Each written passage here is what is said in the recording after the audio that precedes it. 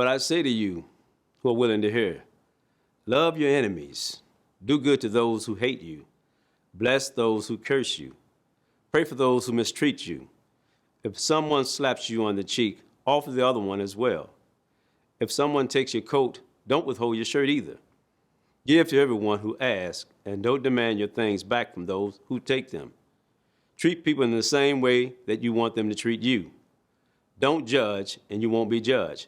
Don't condemn, and you won't be condemned. Forgive, and you will be forgiven. Give, and it will be given to you. A good portion, packed down, firmly shaken, and overflowing, will fall into your lap. The portion you give will determine the portion you receive in return. I'm Darrell Burton. Questions. We're always asking questions. A question is a noun. It's not a person or a place, so for the sake of argument, we'll agree it's a thing. What is the best definition of a question? It's a sentence, worded or expressed so as to elicit information, evoke a response, or to test one's knowledge. Some of these questions you may be able to relate to or may have heard it said. Do you know the pain you've caused me and my family? Are you aware of how hurtful this has been for us? How could you do this to me? Those were the type of questions that calcified and hardened my heart and formed an impenetrable wall of hate, anger, and resentment and unforgiveness toward a lot of people. In fact, those rhetorical questions could never be answered in a satisfactory way. The more I pondered those questions, it's incredible how they created something I felt comfortable with. I call them grudges. I had nurtured my grudges like they were my favorite pair of shoes.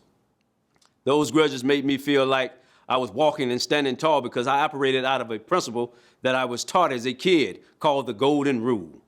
Treat people in the same way that you want them to treat you. I would never do to these people what they've done to me. You see, I was sent to prison for a crime I didn't commit.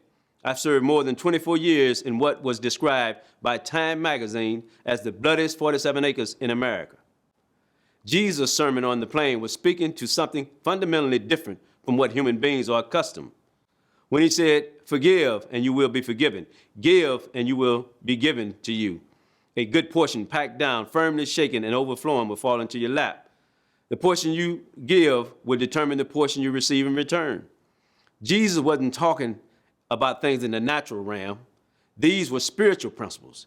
He was challenging us to love that which is unlovable by human standards. Forgive those things that are unforgivable. Give something to those who do not deserve it. Give them that thing called grace. For today's practice, pray for your friends and for those who frustrate you most by name. Bless them one by one. Think of the person you most struggle to love and pray for them as a beloved child of God. For all of us have fallen short and we've done things that perhaps have hurt others. And so all of us have something that we should be forgiven for. So therefore we can live into the principle Jesus said to forgive our brothers and our sisters when they hurt us.